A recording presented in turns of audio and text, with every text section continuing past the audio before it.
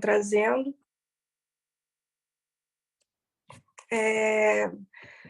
para pensarmos um pouco, né, sobre a subjetividade, né, como que o mal-estar dos funcionários da educação, né, estão nesse momento. E eu não sou psicóloga do município, né, eu trabalho em consultório particular, então eu não conhecia o sindicato, achei bem bacana a proposta de vocês. É, bem bacana esse momento, né, de partilharmos experiências e também dúvidas, comentários, enfim. Eu trouxe aqui para vocês um pouquinho de um artigo que eu já escrevi, né, misturei aqui com algumas pesquisas que eu fiz, para falar um pouco sobre o mal-estar no trabalho. Né? Então, assim, desde lá de 1908, o Freud ele já vai falar, né, sobre essa exaustão que é produzida que é provocado pelo capitalismo nos sujeitos, né, devido ali a uma redução do tempo de recreação, do sono, de atividades de lazer, né? Então, assim, desde lá de 1908, né?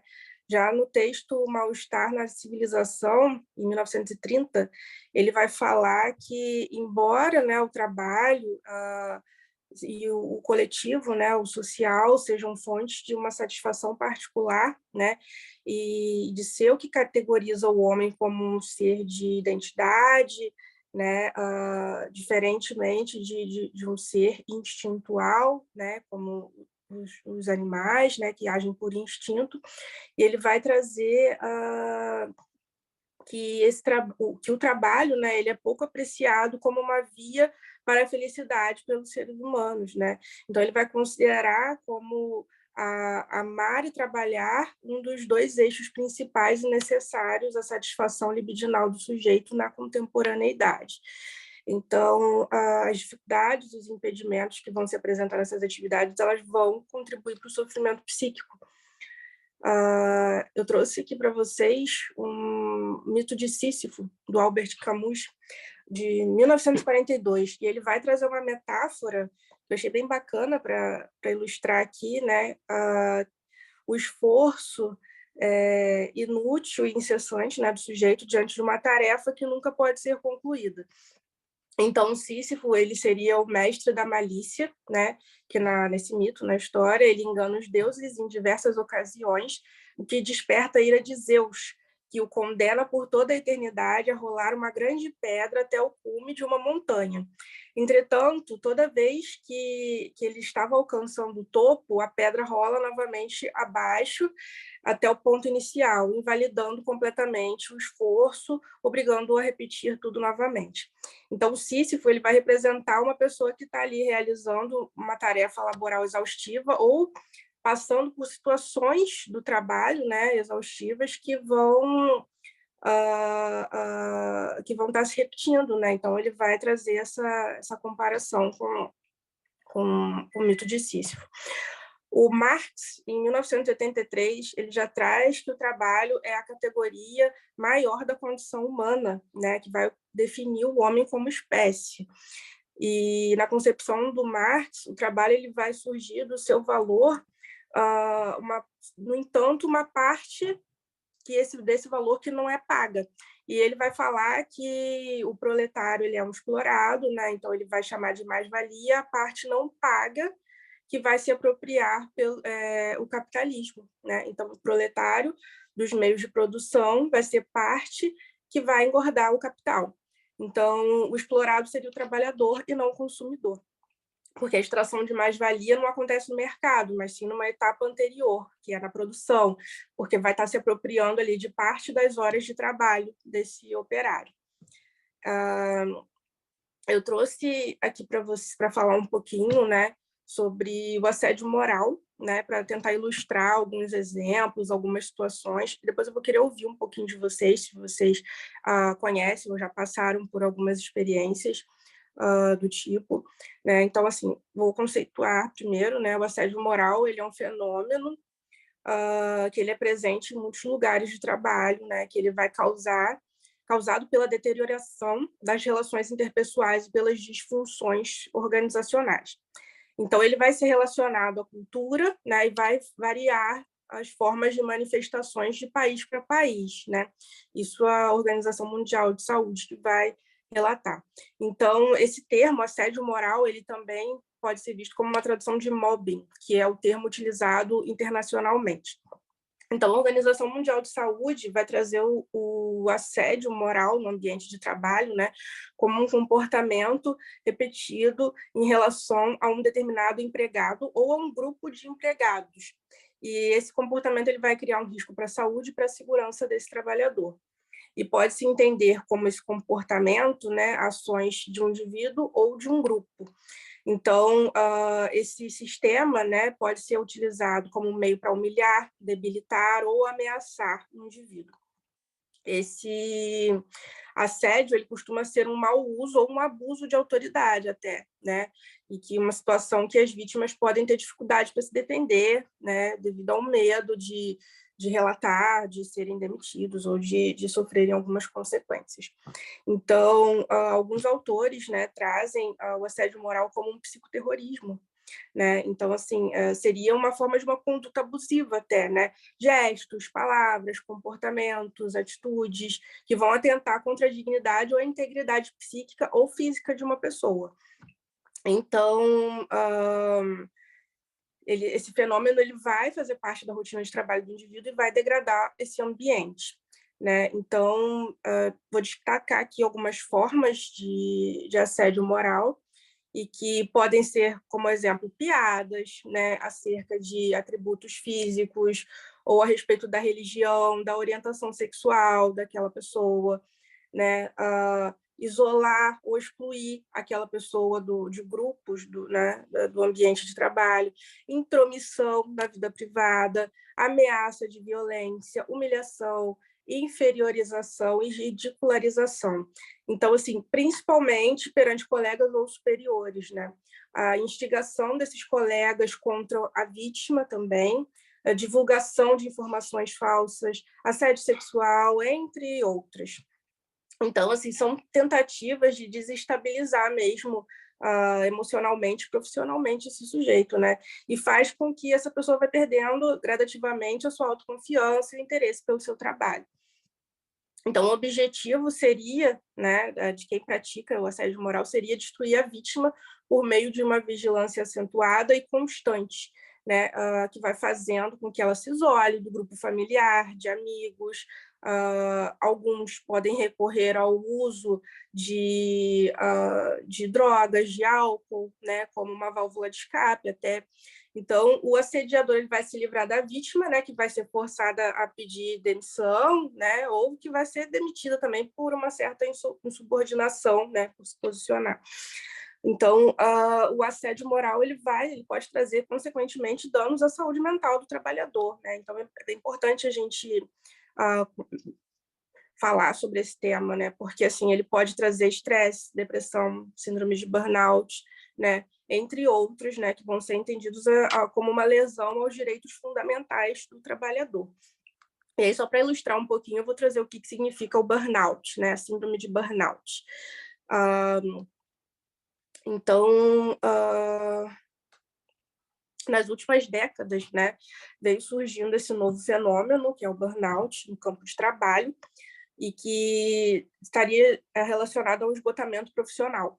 Então, o trabalho que antes era visto, né, como eu trouxe para vocês, né, lá por Freud, né, por Marx, como um instrumento de realização, de felicidade até, né, que é o que possibilita o sustento econômico daquela pessoa, ele vai trazer, entretanto, né, uma massa de trabalhadores adoecidos, né? Então, a partir de 70, pesquisadores de todo mundo já começam a identificar esse sintoma, né, que hoje ele vai ser reconhecido como, de fato, uma doença profissional, né, pela Organização Mundial de Saúde. E no Brasil, né, o INSS, né, o Instituto Nacional de Seguridade Social, vai apontar que transtornos mentais seriam como uma segunda causa de afastamento e incapacidade para o trabalho. Então, o burnout, assim como a depressão, vem sendo pauta de discussões sobre a vida do trabalhador. né? Desde 70, o burnout ele é considerado como uma patologia específica das atividades de trabalho que levam o sujeito a um esgotamento psíquico e intenso sofrimento. Então, quem é acometido pelo burnout, né, o seu próprio narcisismo, ele estaria composto de uma certa fragilidade que vai desencadear, pode desencadear, né, um processo de sofrimento melancólico, com autorrecriminação, menos-valia, exaustão emocional, despersonalização e baixa realização profissional. O que seria essa exaustão emocional? Ela estaria se referindo a um esgotamento dos recursos físicos e psíquicos dessa pessoa, né? Por desgaste emocional e que vai estar resultando numa falta de energia, de entusiasmo com relação ao trabalho. Despersonalização já estaria dizendo a um distanciamento interpessoal, né? Então ele vai diminuir o envolvimento emocional no trabalho, com os laços sociais, né? E um desenvolvimento vai diminuir também o desenvolvimento de atitudes humanizadas, né, no tratamento pelos clientes e colegas. A baixa realização pessoal no trabalho, ela vai estar dizendo respeito à dimensão de autoavaliação negativa, né, que vai estar se relacionando a uma baixa produtividade laboral, sentimentos de ineficácia, incompetência, né, que promovem uma insatisfação profissional. Então, entre essas características que são associadas ao burnout, a gente pode destacar, assim, foi muito pesquisado em outros estudos, que dizem respeito à carga horária desse profissional, ao tempo já de profissão, né, a remuneração, relacionamento com superiores ou até mesmo com colegas, né, ou até mesmo entre os pares, falta de reciprocidade na relação com os alunos, percepção de que a profissão interfere na vida pessoal ou que é estressante, intenção de abandonar a profissão, insatisfação com o trabalho, excesso de responsabilidades, conflito de papéis e sobrecarga, elevado número de alunos por turma, mau comportamento dos alunos, participação em decisões institucionais também. Então, assim, vai ser... tem profissionais que vão estar ali sobrecarregados de funções até, né? Que não fica muito claro qual função que ele vai estar exercendo ali naquela instituição. Então, o profissional da educação, né, ele pode se sentir exausto, sem entusiasmo, correndo o risco até de desenvolver, né, essa síndrome de burnout, que vai trazer, consequentemente, né, problemas sociais, físicos, psicológicos, que pode acarretar uso abusivo de álcool, de drogas, medicações, né, queda no sistema imunológico, que vai estar trazendo doenças recorrentes, problemas cardiovasculares, ansiedade, depressão, faltas no trabalho, né, desejo de abandonar a profissão e baixa produtividade. Então, assim, tem também repercussões importantes na qualidade de vida dos professores no ensino e no sistema educacional como um todo. Eu queria ouvir um pouquinho de vocês, da experiência de vocês, e que vocês têm a dizer, o que vocês têm a acrescentar, comentar também, para a gente poder ter uma troca aqui.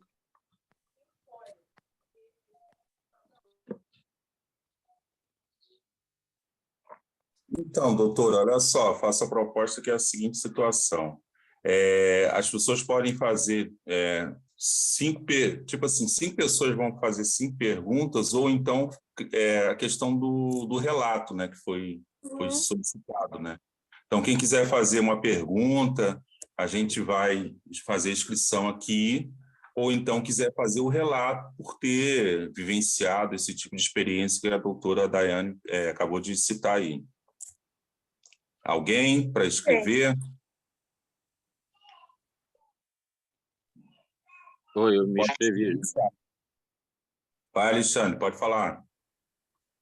Olá, boa noite a todos. Eu passei por um processo agora de devolução, né, quando você é retirado da escola. O que acontece?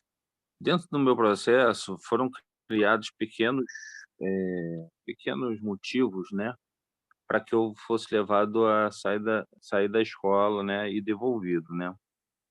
E aí o que acontece? Dentro do que ocorreu comigo, foi feito de uma maneira muito sutil e foi sendo usado a própria institucionalidade, criando advertências, né, sem que tivesse, assim, um,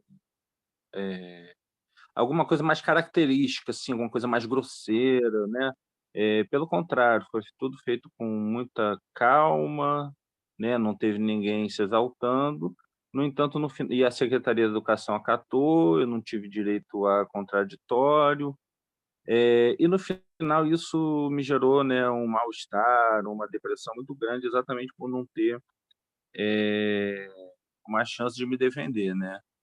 Eu queria saber da doutora se ela conhece alguns casos, né, como estão sendo, feito alguns relatado a ela, né, se chega a ela alguns casos, assim, que não em que uma determinada forma de assédio, né, de causa de sofrimento, vem sendo causado usando a própria institucionalidade, né, que são essas questões de dar punições de maneira arbitrária, mas sem que seja aquela forma mais violenta, né, aquela violência mais típica, né, dos insultos, né, ou do isolamento, né, porque no meu caso nada disso aconteceu, no entanto, eu sei que haviam mentiras, calúnias e difamações, e fiquei silenciado, calado. Isso gerou um sofrimento enorme, gerou toda uma mudança, acabou, né, com uma mudança na minha vida familiar, influenciou uma série de outras coisas. Sim, esse próprio silenciamento, né, imposto também é uma forma de violência, né. E aí, como você traz aí no seu relato, isso acaba tendo consequências, na saúde, né. A pessoa acaba entrando em depressão, acaba tendo conflitos familiares também, né, acaba, porque é dali de onde que ele tirava, né, de onde que a pessoa tira, ah, além do seu sustento, além do financeiro, né, mas tem também aquilo de se sentir útil, né, de estar ali com os pares, de ter uma relação bacana com os colegas de trabalho, e como você mesmo trouxe, né, de que foi sendo uma coisa bem sutil, né, de ir te calando, né. E sim, é bem comum, adoecimento, na clínica, né, eu ouço muitos relatos na clínica, adoecimento devido ao trabalho. E aí a gente tem também, um fator que veio contribuir muito, né, que foi esse período da pandemia, né, da quarentena, como que muita gente adoeceu, né, como que as pessoas foram se adaptando, né, a novas formas de trabalho, teve as aulas online, né, que tanto para as crianças quanto para os professores foi horrível, né, foi muito mais trabalhoso, cansativo, dificultoso mesmo, né, mas que foi uma forma que deu para lidar com a quarentena, né, mas como que isso foi, contribuindo também, né, para esse adoecimento, para um próprio isolamento, né, para enfim. Essa situação que você passou foi durante a pandemia? Você atribui à pandemia? Eu queria ver o chat aqui, não consegui. A minha situação Sim. não foi na pandemia não, a minha situação foi pós-pandemia, foi assim, foi após eu sou orientador pedagógico, né, não trabalho em sala, sou professor coordenador, né, pedagógico, e após eu não me recusar a cumprir ordem, mas após eu não dis eu discordar de uma visão da diretora, né, e ter algumas discordâncias com ela, ela, né, que eu estava na escola há 1 ano e meio, que nunca tinha reclamado em nada do meu trabalho, pelo contrário, começou a produzir uma série de advertências. Então criou uma advertência um dia que eu tinha faltado, sendo que eu tinha recebido já a falta, então isso não é motivo para advertência, né, sendo que eu faltei para levar minha filha. Um outro dia que aconteceu um problema de doença com meu pai infartou, e aí eu não pude participar de um evento da escola, ela também transformou isso em advertência, e produziu uma sequência de advertências até um relatório final para me tirar da escola. Isso, até aí era e aí eu saí da escola, né, até aí era um fator que eu estava lidando, como ela era uma pessoa com pouco recurso, de dialogar, então só sabia, assim eu via, né, assim eu entendi, então só sabia aplicar punições, punições e punições, né. O grande problema que foi, assim, que, o que mais me afetou foi que quando chegou na Secretaria de Educação, tudo era uma grande manipulação, porque, eu não tive direito a, por exemplo, acesso a esse relatório, só tive depois. Então isso foi me gerando uma angústia muito grande, né, eu não consegui me defender, eu não tenho um processo, por exemplo, ela produziu 30 páginas sobre mim, com distorções, eu não pude produzir, por exemplo, 30 páginas me defendendo, dizendo que aquilo era uma mentira, que não foi daquela forma, que ela descontextualizou. Então isso tudo foi me gerou um enorme, né, sofrimento, mal-estar Claro. agudo, que causou uma depressão aguda e depois com o tempo, ao invés de ir melhorando, né, eu estou há 3 meses de licença por depressão. Ao invés de melhorando, foi piorando, porque também eu via que aquela situação não ia ter jeito, que não ia, que ela ia se repetir, que era uma questão da gestão, que era uma forma de atuar, né, estou me referindo à secretaria de Maricá, tá, não é nem de Itaboraí. Então era uma forma de atuar, então, assim, foi me criando uma espécie de pânico, assim, de voltar, né, e como você falou, no meu diagnóstico tem sentimento de menos-valia, um sentimento mesmo de pânico, assim, disso, se repetir, entendeu? Pra ter que passar por isso tudo de novo e passar por isso tudo de novo, entendeu? E Sim. de me calar, né, porque tudo começa com uma discordância, né, e eu sou uma pessoa, assim, de fazer crítica, sou de participativo, já fui diretor de sindicato, então faz Uhum. parte, assim, da minha essência eu colocar questões, às vezes, que incomodam mesmo, entendeu. Uhum. Então isso foi mais ou menos esses sintomas e essa angústia que eu fui sentindo. Sim, são situações também de perseguição, né, que também estão dizendo respeito a um assédio moral, né, que aí vai calando, né, aquela pessoa vai não tem mais chance de resposta, né, como você mesmo falou, não teve um lugar de conversar, de debate, de um espaço de escuta, né, para que, de fato, pudesse haver uma troca. E eu acho bem bacana o movimento do sindicato, né, de trazer ali o pessoal para debater, para poder trocar experiências. Eu gostei bastante. Acho fundamental para que a gente possa, né, trabalhar para que isso não se repita com tanta constância, né?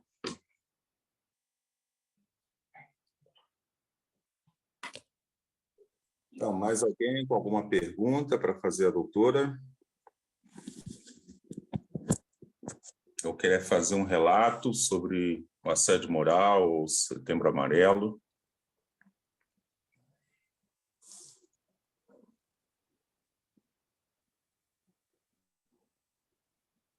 Então, já que ninguém quer falar, eu vou falar então na vez da pessoa. Então, assim, doutora, até nessa questão, né, o CEP vem abordando isso constantemente, quando tem visitado escolas, a gente tem uma cartilha que fala sobre a questão do assédio moral, e a gente vê que, assim, parece, no entendimento, né, da direção, parece que a secretaria estimula esse tipo de comportamento das direções, né? Tipo, libera, né? Há uma liberação, uma carta branca para que essas direções possam atuar dessa forma. E quando nós questionamos a secretaria, eles dizem assim, desconhecer o fato, e às vezes falam tipo, como se fosse assim, isso aí é impossível provar, né? Eles já começam a dar justificativa antes mesmo de conhecer os fatos. E a gente tem relatado isso constantemente. As pessoas vêm sofrendo com isso, recorrem ao CEP para dar esse suporte, né? A gente tenta ver na questão jurídica, né, para dar o acompanhamento ao servidor, mas também tenta, de alguma forma, orientar, né, o servidor público, porque tem essas nuances, né? Tipo assim, quando você faz uma violência física, né, ela é direta, né? Então, quando uma violência psicológica, ela tem todo um caminho, né, que muitas das vezes as pessoas até não percebem que estão sofrendo violência psicológica, né? Então, foi falado, né, que isola a pessoa, começa a colocar algum tipo de apelido ou dizer que ela é incapaz, né, não cuida da capacidade dela. E a gente vê isso muito no serviço privado, né, nas empresas, isso acontece, mas fica imaginando-se que isso não ocorreria no serviço público, né? Que assim, a gente estaria respaldado de alguma forma, mas de forma geral a gente vê que direções fazem isso constantemente, né? Infelizmente, né? Bem bacana a tua pontuação. E sim, é muito sutil, né? Então é difícil de se aperceber. Quando a pessoa vai perceber que está passando, que passou por uma situação de violência psicológica, ela já está adoecida, né? Já está no limite, já está ali na exaustão emocional, já quer pedir demissão, já está entrando num quadro de depressão, de transtorno de pânico, né? De crise de ansiedade. Então, porque vai acontecendo bem aos pouquinhos, é bem silencioso, de fato. E você falou sobre tem um respaldo ali, né, jurídico, mas e um suporte psicológico? Tem um espaço para esses profissionais? Como é que funciona na rede pública? Então, como falei anteriormente, o CEP vem abordando essa questão do assédio, né? Nós fizemos uma live no ano passado sobre isso. Tipo assim, é constante, mas como eu falei, as pessoas chegam até nós e a gente orienta o trâmite, né? Dentro desse contexto, pegar uma prova com relação ao que está sofrendo e, de repente, fazer com que isso avance, entendeu? Por quê? Eles fazem isso justamente, aí o servidor acaba trocando de unidade escolar, porque ele considera que aquela unidade escolar já não atende mais, mas isso, como eu falei anteriormente, isso parece ser um incentivo, uma prática, né, porque ocorre em várias unidades escolares, às vezes praticamente um relato similar, e o servidor ele fica de mão de pé atrás, porque você faz igual a live que a gente chama, né? Talvez as pessoas por vergonha, né, por sabe, se colocar e dizer, olha, eu sofri o assédio, eu sofri, passei por isso. O Alexandre tem assim até meu respeito máximo, assim, admiração, que é uma pessoa que está se colocando, né, tá expondo, né, o caso dele. E ele já tinha participado de uma assembleia nossa e tinha relatado isso. O CEP até fez uma nota em defesa, né, contra esse assédio que ele sofreu lá em Maricá. Mas a gente vê que as pessoas parecem que ficam envergonhadas de admitir, né, que passou por... Não, eu não vou, sabe, como se fosse uma coisa assim, mas chegam até nós de forma informal que a pessoa passou por isso e a gente tenta, de alguma forma, solucionar no âmbito administrativo, mas sempre pontuando que a secretaria precisa ter uma ação, entendeu? Ou proibir isso, chamar a direção, ou então desenvolver algum tipo de trabalho para que as direções possam ter um atendimento mais humanista, né? Lidar com o profissional de forma mais humanista, não é essa coisa de repente, tratar o servidor achando que ele vai produzir mais se eu tratar ele mal, né? Então, essa perpetua-se na secretaria e continua na rede, infelizmente. Sim, e essa troca de unidade também seria uma forma de silenciar, né, esse funcionário.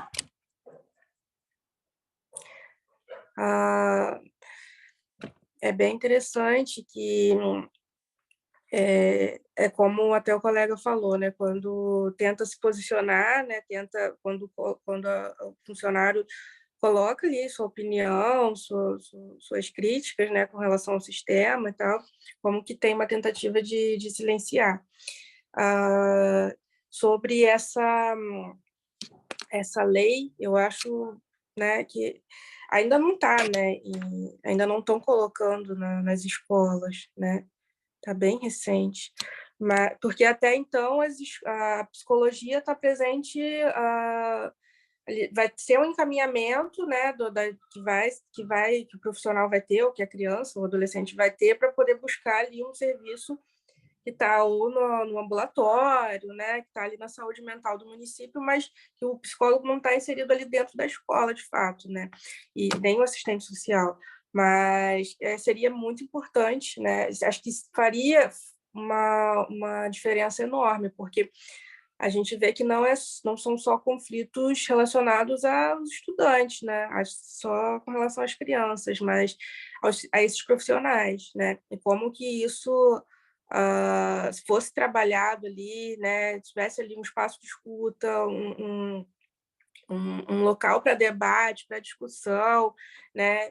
Como que poderiam evitar muitas dessas situações, né, de transferir o funcionário, de adoecimento, né, de afastamento, de faltas até, né, porque quando a pessoa está já desencantada com o trabalho, acaba que, né, começa a faltar, né, começa a adoecer, então, assim, tudo vai se refletindo ali, né, no corpo, o corpo fala, e, né, porque mente e corpo andam juntos, então não tem como a gente separar, mas uma forma de lidar, né, que seria lidar a instituição, que deveria, né, partir da secretaria, né, eu não sei se a gente não pode falar, estou falando de uma forma geral, né, como eu disse, eu não sou do município, eu não sou, né, mas que deveria vir de lá de cima, né, de uma questão de hierarquia que já deveria ter esse acolhimento, esse espaço de escuta, né? Pô, tem um laudo ali, tem um dossiê de 30 páginas, tá, mas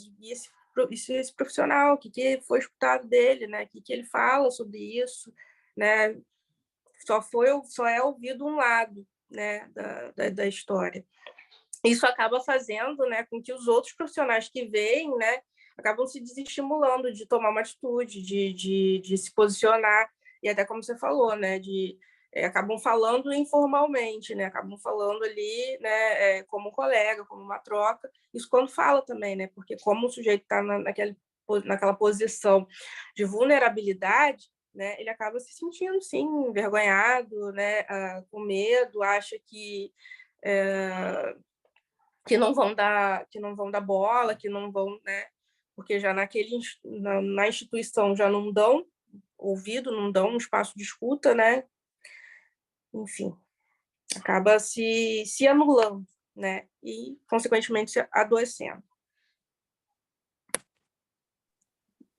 Então, a gente está participando da live aqui com a doutora Daiane Trintim Jesus. Se tiver mais alguém que quiser fazer uma pergunta, fazer um relato sobre a questão do assédio, fique à vontade. Fique à vontade. Ótimo.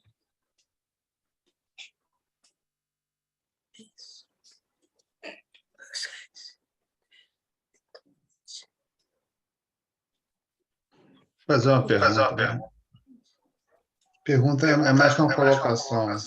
Não é bem pergunta.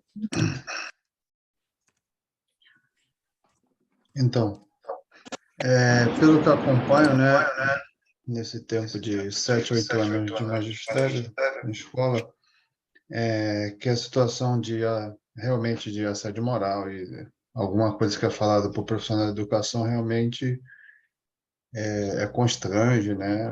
Enfim, quando, né, a gente sabe como é bem constrangedor, mas pelo que eu percebo, né, acho que todos aqui percebem, não é em todas as instituições de ensino, né? Em algumas instituições são alguns comportamentos de algumas direções, né? Que muitas vezes coloca ou se age por estar ali ocupando o cargo de diretora, diretor, enfim, né? Aí isso vai realmente, né? Quando acontece, né? Como eu falei, vai constranger o profissional da educação, o professor, o inspetor, enfim, né? E a gente, né? Tem que, assim, quando acontece, né? Acredito eu, tem que saber, sei lá, né? Faltou até a palavra, mas saber, assim, a gente vai escutar tal, mas tem que saber também dar uma resposta diante do que a gente sabe, né, e conhece da nossa realidade, né? Então é isso que eu queria colocar somente. Sim, bacana a tua pontuação. E é importante a gente também lembrar aqui que não é só esse tipo de situação não é feito só pelos chefes, né, pela direção, mas também pelos próprios colegas, né? Em algumas instituições tem muito essa cultura, né, organizacional de panelinha, né, de excluir ou de ridicularizar o colega, né? Enfim, isso tudo também se trata de um assédio moral, não só do patrão, do diretor, né? E que é importante, sim, buscar ajuda profissional, buscar um tratamento, né? Um espaço de escuta, para que não chegue ao limite ali do estresse, de esgotamento, né? Não chegue a um caso de depressão, né? Para a gente tentar agir como uma prevenção até, né? E não deixar para procurar ali o tratamento psicológico quando já explodiu, né? Os psicólogos, a gente é conhecido como os bombeiros, né? Chamam a gente para apagar o incêndio, né? Na hora ali do sufoco mesmo. Mas é bacana a gente tentar ver como uma forma de prevenção até, né? Para não deixar chegar a esse ponto. Mas, doutora, eu perguntar uma situação. A gente passou, né, por esse período de pandemia, né? As pessoas agora estão... aquela coisa, as pessoas ou ficaram isoladas, solitárias, né? Ou com os entes familiares ali daquele núcleo. E, assim, agora que a gente está abordando mais essa questão, né, do resultado, né? Tanto para alunos, né, quanto para profissionais que ficaram esse período todo. Mas eu vejo assim, as pessoas ainda têm um certo preconceito de estar falando sobre isso. Sim. É tipo assim, às vezes, antigamente você dizia, pô, procura um negócio, eu não sou maluco. Começava a pessoa a ficar falando assim, né? Tipo, já com aquela frase feita. E eu vejo assim, a questão, né, até o Ronaldo falou sobre isso, né, porque às vezes você pode encontrar unidades que são acolhedoras, né, unidades escolares que são acolhedoras, direções são acolhedoras, mas também unidades que você vai passar por esse processo e essa questão até silenciou, né, porque você citou a questão da depressão, né, o caminho, né, muitas das vezes esse profissional acaba se isolando e, de repente, sei lá, começa a ter um abuso de remédios controlados, sei lá, uso do álcool, né, para poder sanar, né, de alguma forma, né, porque às vezes a pessoa está sofrendo tanto ao ponto que ela começa a adquirir esse descontrole emocional, né, e acho que ninguém é de ferro, né, nós somos seres humanos, então somos propensos a esse tipo de reação, né, infelizmente as pessoas parece que não sabem um grau, né? O que você pode causar a alguém de forma com as suas ações, né? O mal que você pode causar a um outro ser, né? Uma outra pessoa que não, que de repente ela não está preparada para aquele ataque, né? Às vezes está ali tentando fazer o seu trabalho e de repente recebe uma carga e ela vai com isso para casa, né? E vai carregar isso por um bom tempo. E aí falou até uma questão, doutora, que é assim, as unidades escolares, elas possuem a psicóloga, né, dentro de algumas unidades escolares, mas elas têm um atendimento muito superficial, né, tanto para aluno assim, não há voltado para o próprio profissional. E não há esse preparo da própria secretaria para estar lidando com essas angústias, né, que vão surgindo. Por isso que eu falo, às vezes, quando nós dialogamos com a secretaria, eles tratam assim, não, mas como isso aí? Aí, tipo assim, como se fosse um absurdo que você estivesse apresentando, mas que é uma realidade. Então, se for contabilizar quantos profissionais que estão afastados das suas funções por conta de problemas sérios, né, que foram acarretados pelo esse acúmulo emocional durante essa pandemia, e hoje eles não têm mais aquela segurança, né, de estarem atuando, de repente estão eles cheios de dúvidas sobre vários fatores, e não tem mais aquela, pô, vou voltar a trabalhar, vou voltar como, né? Tipo, o que eu vou encontrar nesse novo, né? Novo que surgiu pós 2 anos, entendeu? Sim, tem esse desamparo, né, que a pandemia trouxe para todos nós, né?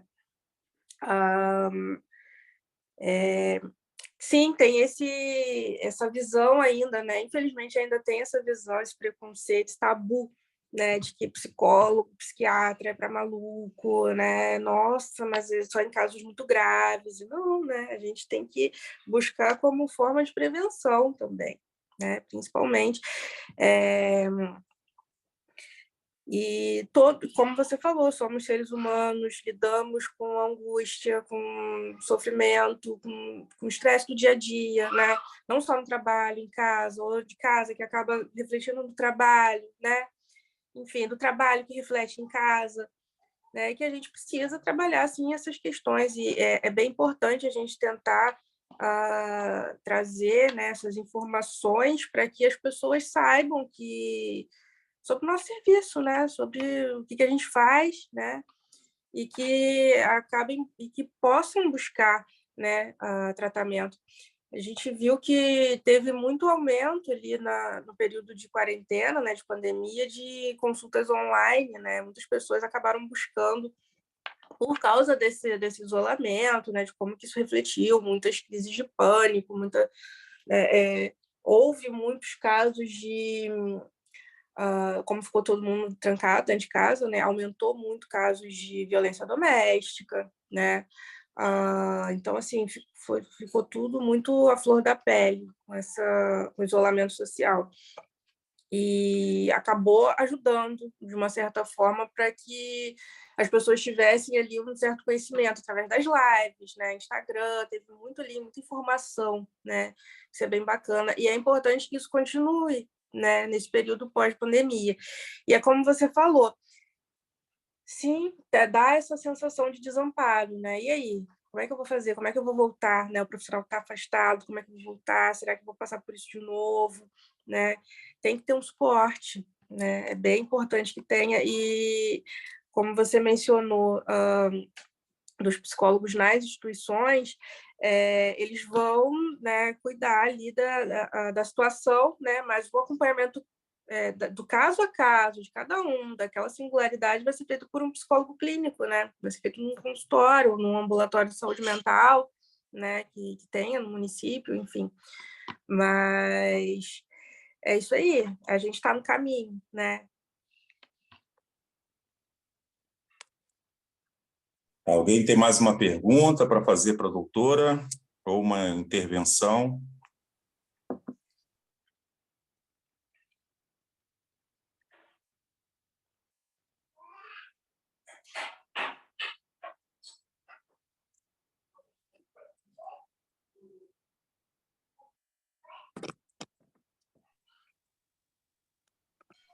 Oi, eu queria só Júlia, fazer assim.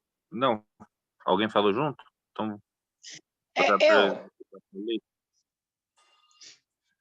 Fale, Lourdes, pode falar. Gente, boa noite. Eu sou Lourdes Monteiro, diretora do CEP, né? Eu não vou nem fazer uma pergunta, mas eu estou achando muito interessante essa live, porque nós somos muito procurados, né, enquanto diretores do sindicato, para ajudar, né, a categoria quando a categoria sofre, né, os assédios, as perseguições, e que resultam, né, e muitas vezes em questões muito sérias, como a Alexandra aí está narrando. Então, acho bastante importante esse trabalho feito, né, com os psicólogos, porque ajuda bastante a gente a tentar resolver. Porque muita gente não leva muito a sério uma depressão, né? Mas nós sabemos que a depressão é uma coisa gravíssima que às vezes a superação leva bastante tempo e deixa muitas marcas. Então é isso, foi só para registrar a importância dessa live, né? E agradecer a participação aí da psicóloga e claro que vamos recorrer à psicóloga sempre que tivermos dúvidas e necessidades. É isso. E estou à disposição para o que for necessário aí nesse trabalho. Obrigada. Lourdes era da direção do SEV quando eu estudei lá. Ah, não acredito, Simone. É isso aí. Eu era diretora, eu tive o prazer de ser sua diretora. Sim, contribuiu para a minha formação. Você é de Itaboraí? Sou de Itaboraí, estudei no SEV, né, a minha vida toda, depois eu fiz a minha faculdade, a especialização aqui no Rio também, na PUC, e aí o mestrado eu fiz no Rio Grande do Sul, né, eu morei 2 anos lá, fiz na UX, e aí voltei agora, depois que terminei o mestrado. E eu conheço seus pais, sua família? Deve conhecer de vista, né? Minha mãe, que ia sempre levar, acredito que devo lembrar de vista. Eu lembro da Cleide, da Marina. Sim, eram minhas adjuntas. É Sim. isso aí, então é um prazer, maior ainda, né, que estudou no SEB, maior ainda. Aí vai ficar mais fácil da gente recorrer a você. É isso.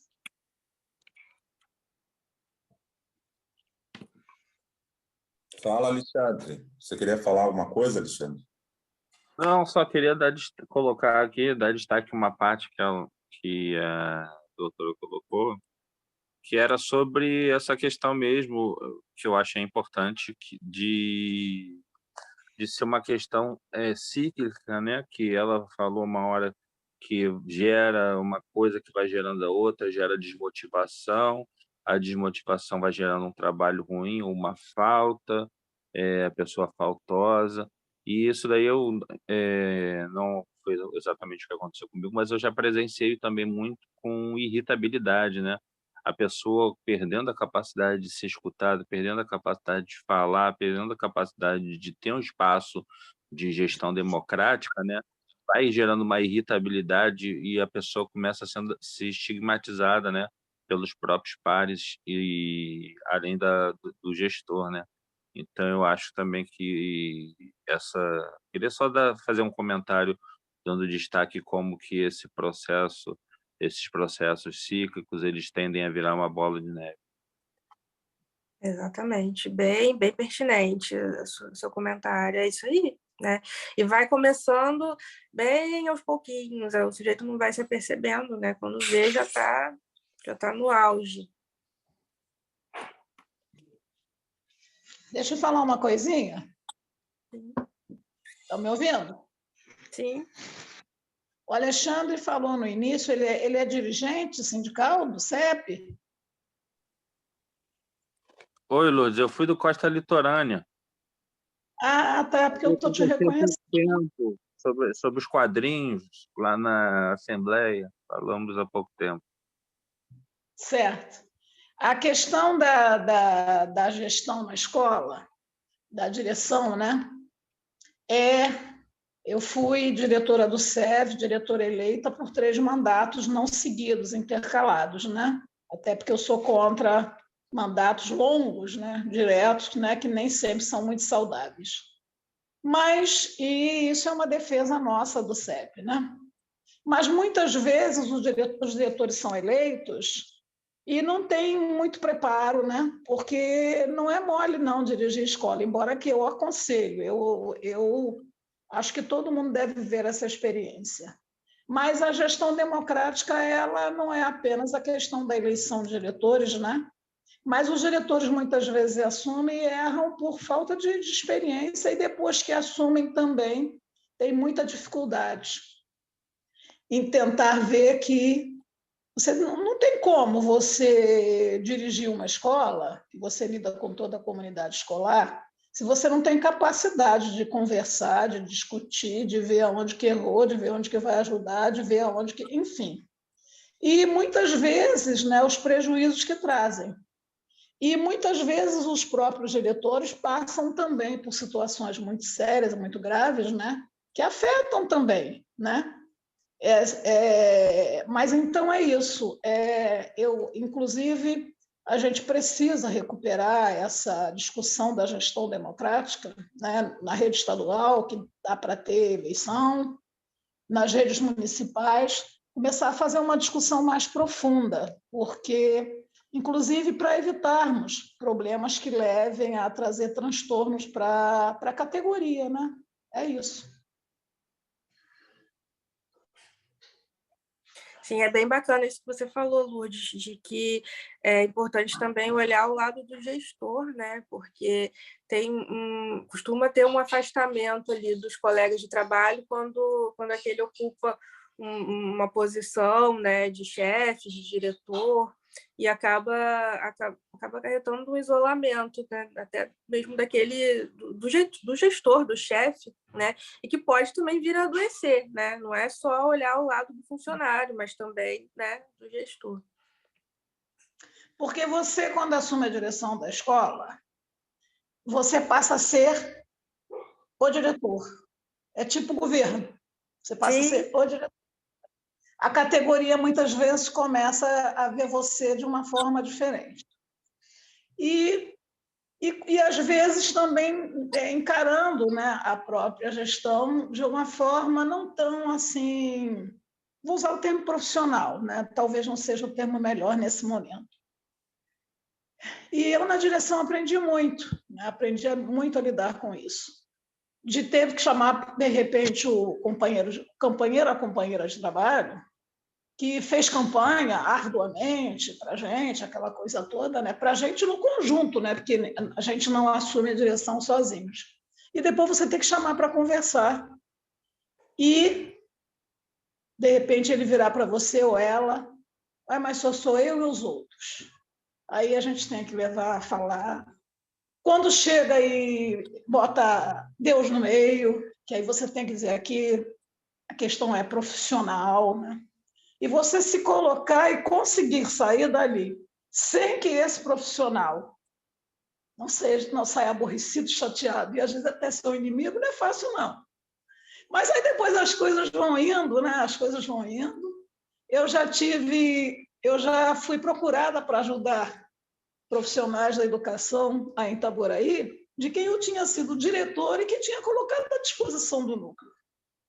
E ir lá e defender esse profissional, que eu fui diretora dele, ou dela, né? Porque não foi um caso só, nem dois, tem milhões de casos. Então, a gente aprende muito. E lidar com isso não é fácil, que é seu colega de trabalho, né? E você fica numa posição como se de diretora fosse superior em relação a isso, né? E essa questão do assédio, o CEP tem, inclusive, uma cartilhinha muito boa, né? A gente anda sempre com ela embaixo do braço, doa para os diretores, para todo mundo. E essa direção do CEP ela é muito explorada agora, né? Mas não era. A primeira direção que eu assumi, a gente saiu patinando, né? Uhum. E é uma coisa que a gente tem que levar muito a sério, né? Porque é o ser humano, né? No geral, não apenas os profissionais, né?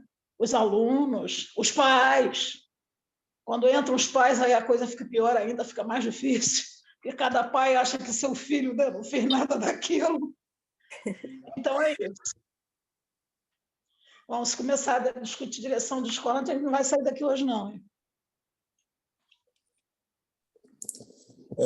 Eu concordo com a Lourdes, assim, mas é uma situação assim que a gente é aquela situação que eu digo assim, a pessoa pratica o assédio, né, faz isso quando ele tem a certeza da impunidade. Então eu vi um relato de uma pessoa que correndo na escola essa semana, falando de uma pessoa que é diretor de uma unidade agora e ele fazia as práticas eram idênticas assim. Então não houve uma mudança, não houve uma alteração. Então mesmo Júlio, como assim? Não entendi. não, a pessoa relatou que essa pessoa continua fazendo, tipo assim, fazia as práticas numa unidade anterior a essa que ele está. E as pessoas que estão nessa unidade relatam que ele continua fazendo essas práticas. Então, assim, é recorrente. Não é assim, a Lourdes citou essa questão da cartilha, até que é a cartilha sobre o assédio moral, que o CEP distribui, Mas a gente, constantemente, doutora, a gente aborda isso, sim, a gente fala com os profissionais e fala também em oportunidades com a própria direção, né? Faz essa orientação. Até essa semana eu tive a oportunidade de colar os cartazes que foi produzido pelo CEP, quer dizer, se não se cale, né? Denuncie, né? Tem essa ação, né? E muitas das vezes a gente encontra o profissional praticamente acuado dentro da unidade escolar, mesmo ele sendo estatutário. A gente tem um problema muito sério, que a gente tem uma quantidade gigantesca de contrato na rede, e os contratos eles acabam se submetendo com medo de serem mandados embora, né, de o contrato ser rescindido, mas a gente vê também que tem estatutários que ficam receosos de se posicionar, mesmo tendo toda a prerrogativa da lei do regimento do servidor público, ele tipo assim, ele fica meio que como se o comportamento dele fosse de um contrato, mas não é. E a gente fala, não, você tem que falar, você tem que fazer isso e tal, e a pessoa às vezes fica sem chão, né? Tipo, não tem uma ação de dizer assim, não, eu não vou aceitar isso, eu não vou aceitar esse modo como você está se referindo a mim, eu não vou aceitar esse tipo de imposição, entendeu? Então, assim, Lourdes cita isso, lógico que, Lourdes, a gente entende que há direções e direções, assim. Você, com certeza, é uma direção solidária aos servidores públicos e aos alunos, mas a gente percebe que há direções que parece que estão lidando assim, tipo, ali como se fosse aquela fábrica, né, que tem que produzir e não quero saber como você vai dar um jeito de fazer, resolver isso, e infelizmente, como a doutora mesmo falou, acabam adoecendo esses profissionais, e depois, porque, tipo assim, fica aquela coisa, né? Por que ele está assim, né? Tipo, ele se ausenta da unidade escolar, coloca atestado, mas a própria direção que praticou isso, sabe, não entende por que o profissional está fora, entendeu? É isso. Correto, Júlio. E só entrando aí no que você puxou, correto. Só que não estou querendo aqui fazer a defesa dos diretores, né? Embora que a gente luta muito pela gestão democrática. Mas, muitas vezes, existe até uma falha, sem fazer a defesa mesmo, que eu só defendo o diretor eleito, tá? Quem não é eleito, eu não quero nem que me procure para... Porque você eleito, você já entra de uma visão diferente, não que você não venha falhar, né? Mas, muitas vezes, esses próprios diretores cometem falhas que poderiam ser evitadas se ele próprio tentasse correr atrás um pouco, lesse a cartilha do assédio, conversasse com o sindicato, conversasse com a gente, né? Com isso, evitaria muitos transtornos, né? de questões graves, tanto para o profissional quanto para o próprio diretor. Porque eu não sei se existe algum diretor que saia satisfeito da escola quando ele assedia um companheiro de trabalho. Não sei, teríamos que conversar, pegar esses daí, né, que estão acostumados a fazer isso, e conversar com eles. Como é que você se sente quando você sai daqui, quando você assedia um profissional? Quando você não trata o colega de trabalho, porque é colega de trabalho, como se fosse você que estivesse ali no lugar dele, né? Tratando de forma profissional, não tem nada a ver com Deus, nem família, nem conhecimento, nada disso. O pessoal gosta muito de fazer isso. Mas então é isso, é o que eu digo. A gente tem que brigar muito pela eleição de diretores, que é um ponto da gestão democrática, e a gente começar a fazer também palestras, lives, eu espero que acabe o mais rápido possível, porque eu não aguento mais isso aí, não. Quem está ficando mal, daqui a pouco é procurar aí, a doutora sou eu. Eu não aguento mais isso, está me fazendo mal demais. Mas, nesse momento, é isso, né, que a gente tem como recurso, porque isso está evitando que a gente converse com as pessoas olho no olho, converse mais profundamente, mas isso a gente vai superar o mais rápido possível. E, assim que começarmos a brigar, né, pela eleição de diretores, reativar esse processo, né, que a gente faça muitos trabalhos, né, dessa maneira aí, como estamos fazendo nesse momento. É isso. Então, alguém tem mais alguma pergunta a fazer à doutora ou uma intervenção? Eu queria fazer um relato, né? Eu vi aqui no chat. Alguém colocou no chat? A Línica. Pode falar. Creio que seja a colega diretora do CEP Tanguá, diretora junto comigo. Será que eu Pode falar, acertei? pode.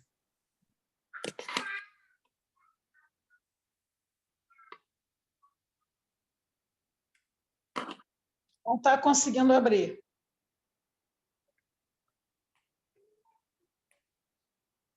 Júlio, ela não está conseguindo abrir.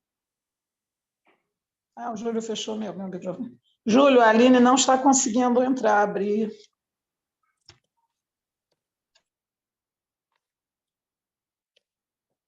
Seu som não está chegando também. Seu microfone está fechado, Júlio.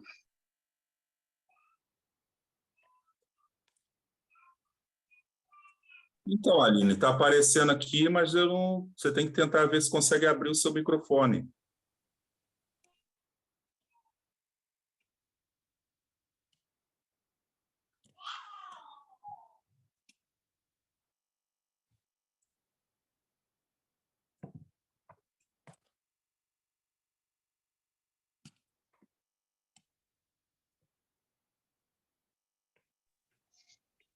Ela falou que tem alguma coisa bloqueada.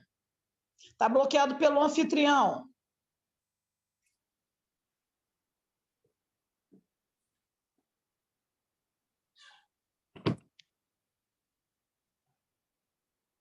Conseguiu, Júlio, desbloquear? Está me ouvindo, Júlio? Estou tentando ver aqui para tentar desbloquear. Estou te ouvindo bem.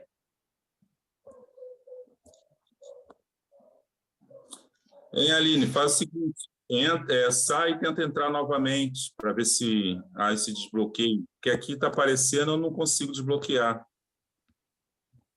Está aparecendo aqui o número 6 e tal. Tenta entrar, sair do chat e volta novamente.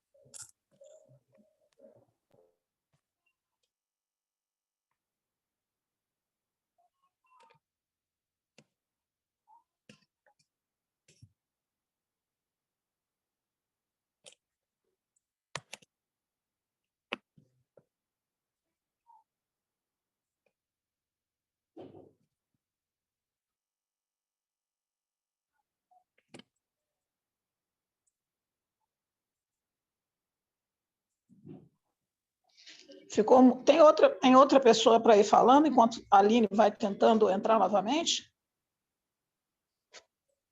Mais alguém com algum questionamento ou um relato para aguardar a Aline?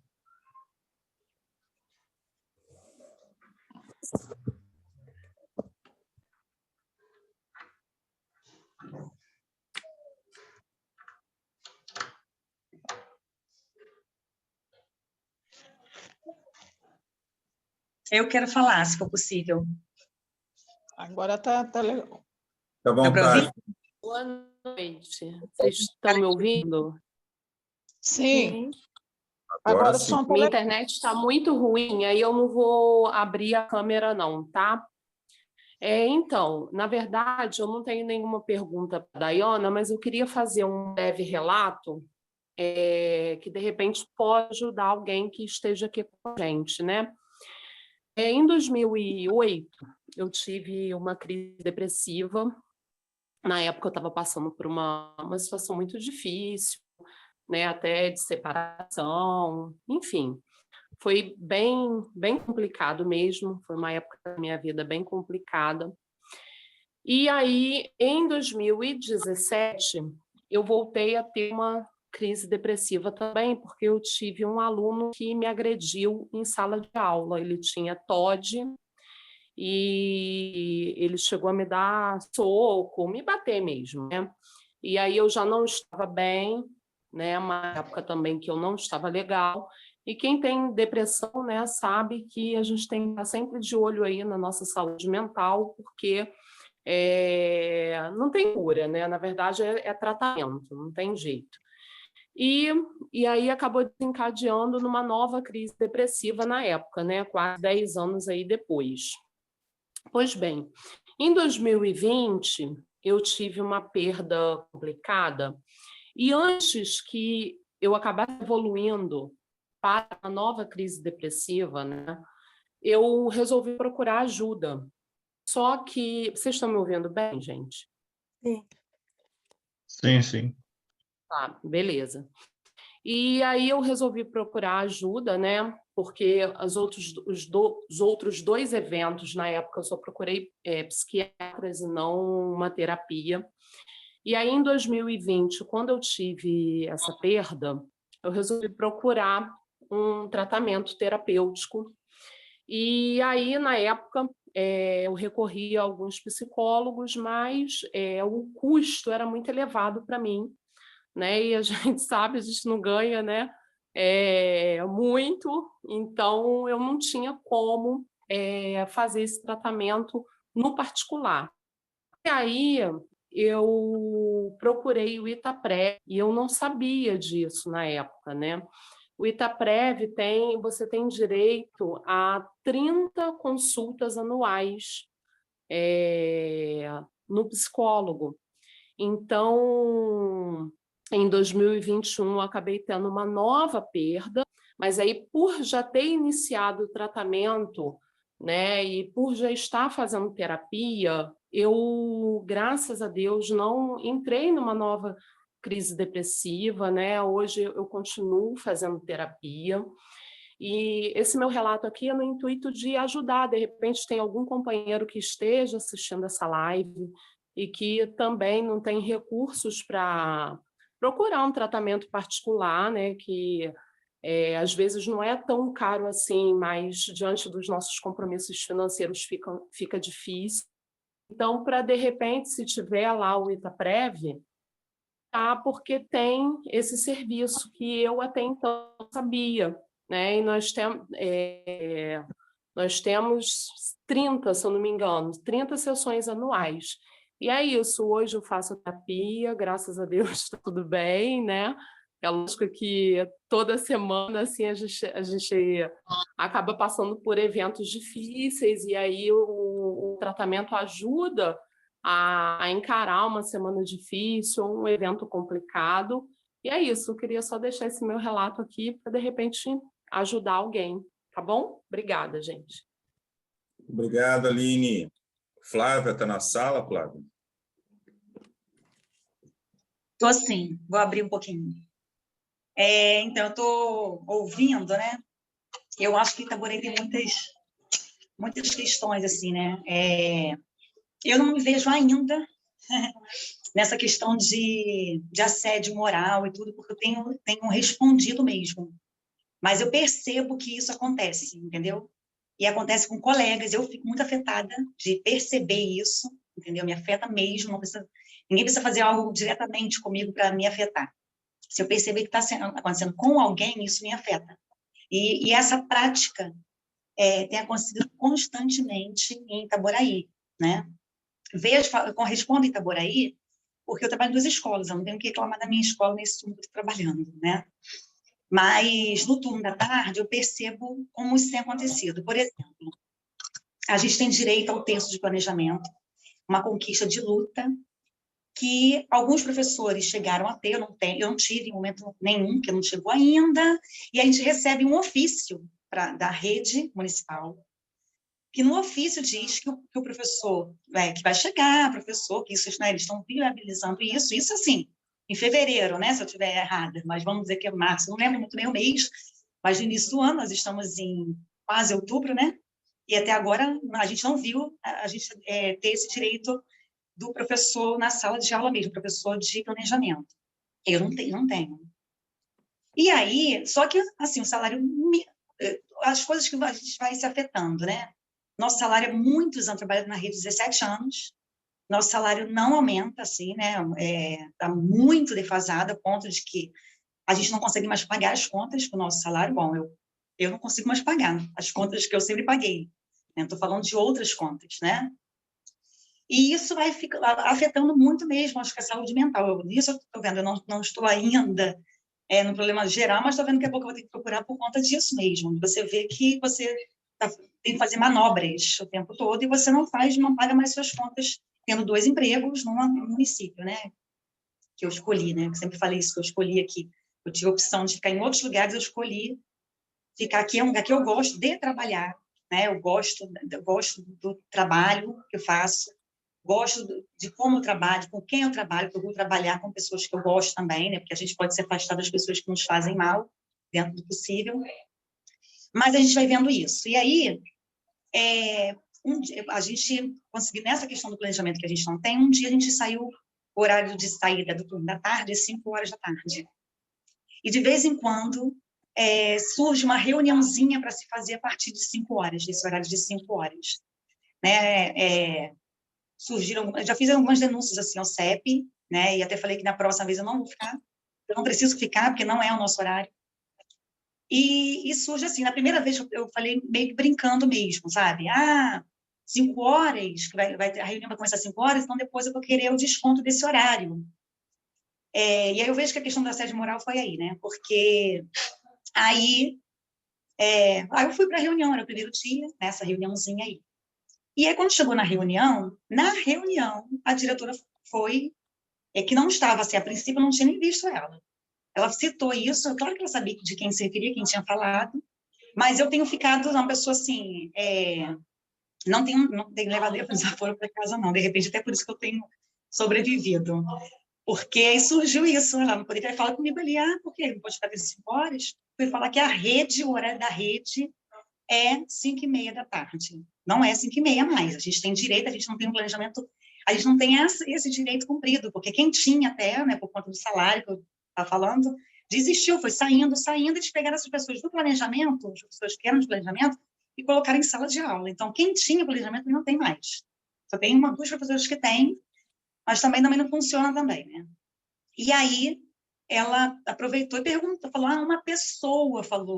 uma pessoa falou que não poderia ficar, quero deixar bem claro que o horário é 5h30, que é 5 horas, mas tem um planejamento, tal, teve a questão do planejamento, mas o horário é 5h30. Aí eu respondi, eu falei, quem falou? Essa pessoa que falou sou eu, meu nome é Flávia, e não, a gente não precisa ficar, não. Nosso horário é 5 horas, é um direito, inclusive, que está sendo negado, porque a gente deveria ter horário de planejamento, está sendo cumprido, isso não está sendo cumprido. Quem está devendo a gente é essa educação, nós não estamos devendo nada, e eu não tenho que chegar aqui, eu tenho que sair 5 horas, eu vim para a reunião, né, porque é rapidinho, mas não preciso vir, porque o horário da gente de saída é 5 horas. Então você tem que resolver isso com essa educação. Eu falei, não, eu não tenho que resolver isso com essa educação. No momento em que vocês me entregarem, então, um papel me advertindo, ou uma coisa, dizendo que eu não estou respondendo, que eu estou desobedecendo alguma ordem, aí sim eu vou procurar os meus direitos, vou sim com o advogado, com o CEP, tudo mais, eu vou procurar essa educação. Assim não. Então, eu vejo que o momento, isso ela fez uma reunião, na reunião, com todos os professores, né, reunidos, a equipe todinha. A ideia não era ter uma resposta dessa, né, que eu tive. Porque eu tenho 17 anos de casa, eu acho que eu já cresci um pouquinho, e aí a gente já não está levando mais desaforo para casa. Estou levando dívidas para casa, um monte de coisa, aborrecimento, mas desaforo, acho que eu ainda não estou sobrevivendo por isso, que eu tenho respondido, porque vejo isso mesmo, esse tipo de resposta que eu tive, são respostas também que eu tenho estudado, né? Eu percebo que pode acontecer, é aquilo que eu venho. Eu não sou uma pessoa que, de primeira, quem me conhece, a Aline, Júlia me conhece, eu não era essa pessoa, pelo menos não era, né? Essa pessoa que tinha resposta de primeira. Mas tenho aprendido mesmo com a vida e percebido também que quanto mais, infelizmente, a gente ouve, as pessoas vêm para cima da gente com algumas questões e a gente ouve e fica quieto, mais essas pessoas que são abusadoras, né, elas se aproveitam, né, para poder pisotear mesmo e para responder. Eu percebo isso porque, desde então, no meu trabalho, eu não vejo ninguém vindo meter o bedelho, sabe? Eu vou lá, eu chego na escola 1 hora, 5 horas estou saindo mesmo, não quero ficar mais tempo, porque não está um lugar legal, e isso eu vejo não é por mim só, pelas pessoas que eu convivi, né, não consigo mais conviver direito, por conta da questão desse horário que a gente não tem mais recreio, os recreios foram todos separados. Educação infantil, um horário, primeiro ano, segundo, terceiro. Então, assim, é visível para mim, isso para mim, pode até, gostaria até que a me ajudasse, né, a ver se eu estou vendo demais, mas para mim isso já é um assédio, essa separação toda. Ah, porque as crianças fazem barulho, as crianças... Gente, a gente está numa escola. Eu acho que as crianças fazem barulho numa escola. As crianças vivem, né? Graças a Deus, as crianças não são adultos chatos. Crianças têm vida, né? E aí a separação, os professores não se encontram. A gente tinha um recreio de educação infantil no primeiro ano, eram juntos. Aí a gente tomava café junto, que a gente começou a fazer junto café, porque não existe mesmo um café mais coletivo, não existe mais a sala dos professores, sabe? E aí as crianças estavam causando problemas juntos, entendeu? Sendo que o recreio da educação infantil nunca foi para o primeiro ano. Ficava um grupo da educação infantil num recreio e primeiro ano junto. Quem estava se reunindo éramos nós, professores. E agora também é separado. Então, assim, o grupo foi totalmente desmobilizado. E isso, sim, muitas vezes, esse ano, muitas vezes, eu já me perguntei se eu quero continuar nesse ambiente assim. Só que eu não estou sozinha, né? Eu sempre me fortaleci com outras pessoas. A gente, quando eu falo eu e meus pares, né? Porque a gente não está sozinha, a gente reclama junto. Eu facilmente, hoje, né, também vejo que eu estou nessa questão da minha saúde está abalada mental, porque facilmente também se alguém... eu tenho essa resposta, mas também, ao mesmo tempo, em alguns momentos eu choro, sabe? Assim, dependendo da resposta, do que é falado também, choro. Não choro em casa por conta disso, não. Eu respondo também, então acho que me ajuda um pouco isso. Mas vejo que isso abala, e a questão do salário está extremamente ligado a isso, sabe? Você vê que você é totalmente valorizado, que as cobranças estão em dia, que cobram mesmo da gente, que a gente não consegue mais fazer, estudar o que a gente gosta dentro da nossa área. Porque os nossos planejamentos, também quando se tem, o planejamento ele é obrigatório com o estudo do que eles querem que a gente estude, sabe? E aí eu fico pensando nisso, eu falo, gente... Mas se eu ficar restrita só a estudar o que eles querem que eu estude, sabe? Isso é uma manipulação tão grande que a gente não cresce, né? Porque imagina a gente ficar só naquilo ali. Eu sou professora de educação infantil, eu vou sempre ler sobre a educação infantil, eu vou sempre falar sobre a educação infantil, só que eu não sou só a professora de educação infantil. Só que é um massacre de conteúdo, de curso que tem que fazer mesmo não tendo planejamento. E aí, essa semana, tem o curso que os professores do ensino fundamental têm que ir na sede, pegaram a única professora de planejamento que resistiu na escola, que é da educação infantil, isso é uma outra denúncia, e pegaram essa professora para poder dar aula em outra turma que não é da educação infantil, para poder cumprir o horário de planejamento, para poder a professora ir lá, né, no curso, a outra professora ir, né, e a turma ficar com essa aula. Então, assim, muita coisa errada, assim, por aí, nessa escola em especial, não sei se isso acontece em outras escolas, mas o que eu percebo é que essa direção se sente muito, muito respaldada por essa atitude, entendeu? Essa atitude autoritária, sem diálogo, as informações vêm assim, por exemplo, os professores de hoje, né, os meus colegas que teriam planejamento hoje, e amanhã não tiveram, mas não foi informado para a gente junto também, não. Chamou, quero falar com você, fulana, né, professora, e falaram, amanhã e sexta não vai ter planejamento de vocês, não, porque a professora vai ficar com outra turma, porque as pessoas têm que ir lá no curso. Entendeu? E isso me machuca demais. Muito, fico super chateada, entendeu? A palavra não é nem chateada, entendeu? A cara com esse tipo de arbitrariedade, sabe? Eu acho que a gente está vivendo um retrocesso. É isso. Aí eu acho que isso, a responda, tem afetado bastante, assim, isso tudo, né? A minha saúde mental. Porque pelo menos eu ganhasse muito bem, ou pelo menos melhor um pouco, né? De repente, algumas coisas a gente ia passando por cima. Não sei nem se existe isso, né? Mas acho que está muito complicado, juntando tudo, assim, né? Porque parece que eles estão fazendo um esforço mesmo, assim, para que os professores concursados e que não são mesmo moradores do município saiam. Não sei nem se moradores do município, mas pelo menos concursados, porque ganham pouco também, né? Mas eles conseguem pagar menos ainda os professores contratados, entendeu? Então, a gente fala que ganha pouco e quem é contratado ainda acha que a gente pode achar que a gente está reclamando de barriga cheia, porque eles ganham metade do que a gente ganha, só que o salário está todo absurdo, né?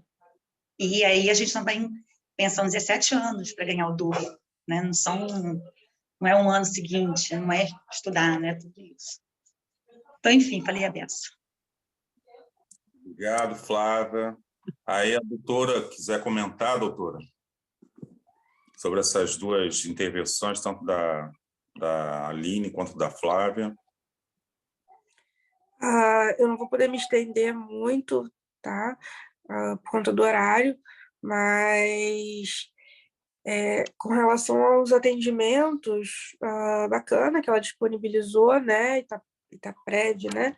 Tem muitas clínicas de atendimento social, né? Com valor mais em conta. Tem também as universidades até, né? Os estagiários de psicologia, eles atendem gratuitamente, né? Você precisa se cadastrar, né, no serviço de psicologia da universidade. E é isso, que a gente puder, né, ir passando os contatos. Isso que a Flávia, né, falou, é bem importante também, né, porque é como ela disse, temos também, o profissional tem também o interesse em outras áreas de estudar, de fazer outros cursos, outras atividades, e me parece que tem muito que é imposto, né? Muito uma tentativa de jogar, né, aquilo ali, tem que ser isso e pronto, e esquecer que o profissional, né, é um sujeito, né, com a sua subjetividade, é um sujeito desejante, é um sujeito que tem sua história, né, único, né? E que essa tentativa de calar só faz piorar a situação, né? Mas aí vai da gente tentar, né, lutar contra isso aí, né? A Flávia falou, né, bacana, que ela já não leva mais desaforo para casa, né? Chega um ponto que o profissional já está ali, já meio que sem paciência, né? E acaba, já dá ali uma resposta, acaba que depois, falei até de uma forma meio que grosseira, mas que sim, né? São tantas tentativas de calar, de passar por cima, né? Que chega também, cada um tem o seu limite. É isso aí. Então, eu quero agradecer, tipo assim, a doutora vai poder falar no encerramento, mas eu quero agradecer a participação, a direção, né, do CEPS Itaboraí, agradecer a participação de todos. Foi uma excelente live, acho que a gente precisa tocar nesse assunto, é primordial que se toque nesse assunto, não ter vergonha de abordar esse assunto, até a questão que a Aline levantou, né, que há necessidade de procurar o especialista mesmo, né? No caso, ela procurou de forma antecipada, e isso pôde garantir a ela, né, uma situação amena, no sentido de estar sentindo que está passando novamente um processo de depressão e conseguir reverter isso da forma mais positiva possível. Aí eu quero agradecer a participação da doutora Daphne. Foi muito importante, assim, acho que os profissionais eles necessitam dessa orientação, até mesmo para estar lidando no dia a dia, que a gente sabe que é muito difícil trabalhar com educação, trabalhar com essa precarização, né, que a gente vivencia nas redes, né, e o profissional está ali na linha de frente. É isso. Se quiser falar sobre a questão da finalização, doutora, fica à vontade, até mesmo para se despedir dos participantes da live, tá bom? Gente, eu que agradeço pelo convite, pela oportunidade, pela troca, pela participação de vocês também, pelos relatos. Foi muito bacana e estou à disposição, tá, para próximos eventos, e me mandem convite que eu participo. Foi um prazer, tá?